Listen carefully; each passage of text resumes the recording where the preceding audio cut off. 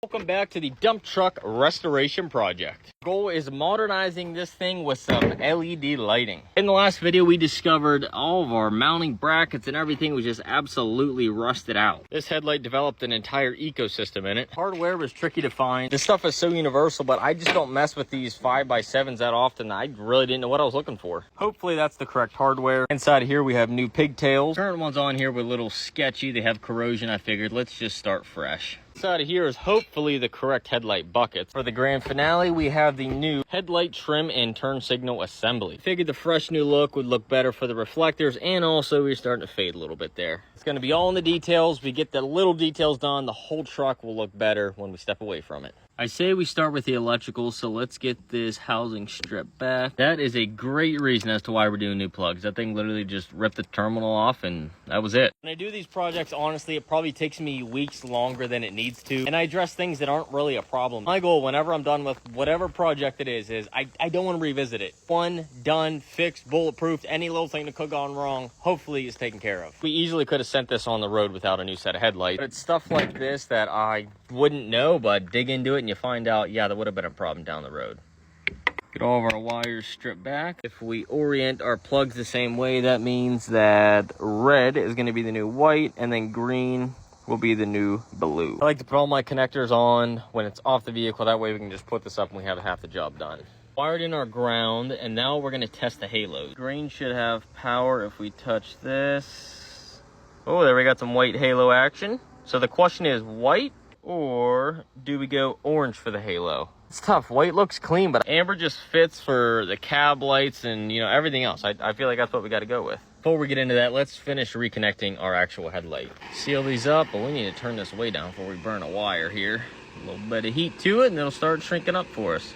This Tesa tape I really like because it is abrasion resistant, it's really thick, and also it handles heat well. We use this a ton at the shop. All nice and protected, just like factory. Added on a little bit of red wire lead here that is eventually going to lead to a turn signal when we get there. Moment of truth. Are these the right adjusters? Should be able to push these right on through. Oh my, no way. They even sit nice in there. Would have never ever guessed I got the right ones first try. That is awesome news. Put this back down. See if we can't get the spring out of here without breaking something up inside the truck there. Oh, that was easy. Grab our new guy, hook it up in there. Our bucket in theory should just kind of bolt into place with these adjusters that allow us to angle it if I can get them in there. We're in there. I don't really like how that's on the edge, but unfortunately that's all we got. At least it's sturdily in there. I cannot believe how tight that spring is. Hopefully it doesn't rip anything off there. At least it's not going to shake. Next up, insert headlighto. One thing we're going to do is shove this full of some dielectric grease. Hopefully that will eliminate any issues that this previous set had. Fortunately, it's not a sealed connection. One last check before we tuck them all in there. Everything's working good. As these screws are so, they're meant to kind of self-tap into these four corners, but they won't bite because they're just too soft and cheap. I drilled the hole out almost to the size of the actual screw. At least it took that, so I guess that's what we're gonna have to do, drill out all the holes. Shout out to the Milwaukee M12 driver that got ran over by a skid steer and sat in the rain for a month. Still works. Turns out I had these nice self-tappers. I wish I would have known that. So we are securely in there. I feel good about that. Before we seal that up, before we even think about it, low beam, very nice. We got the cutoff line there for something I can't believe was ever a thing. High beam, and we have ourselves high beam. Means all of our connections are still good and correct. The icing on the cake is really going to be if this does not fit around our new headlight. Before we go any farther, I want to throw a multimeter on the parking light. That way we know which one of these wires we need to tap into for constant power parking light for the orange halo. Turn on parking lights. Parking lights are on. Probing into the far left and far right, we have nothing. Far left for ground, middle for power, we have 12 volts, what we're looking for. That means brown, or whatever that is, purple, is going to be our power that we want to tap into for the halo.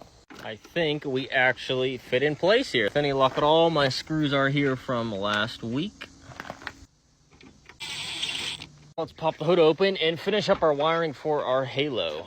Here's our wire we sent through the back and protected. Let's dive into this loom here and find that brown or purple wire, whatever it was. Give that guy a little snip right in the center. What we did was Y into this brown wire. We got it all sealed up. Let's make it look like it never happened. Here's our final product of the wire all tucked in there, tucked in place. I don't even need the zip tie because it's so secure, so let's test it out. 100% orange was the move. Gives it that modern yet still classic vibe because we got the orange going on. Obviously what it looks like with it off and on. That was worth the wait. I don't care what anyone says. We may have detracted from the mission of function, but overall, I think that headlight looks killer on there. Throw the low beams on. Hard to tell on camera, but there we have the low beam on with the halo as well. Still, I think looks really good on this truck. Hate to say it, but I think that's all we're going to accomplish for tonight. Might as well call this the pile of defeat and victory. The good thing is, this we learned a lot on. Be able to take that, implement it over here of what screws we need to do, what wires we need, all that good stuff. Get a little sneak peek of what's coming up next for this thing. Maybe some wipers, fuel fittings, PTO cables, brake lines, fuel filter housing kit. There's a whole laundry list coming. This guy and this guy are on a high priority because that's what I need to continue building my driveway.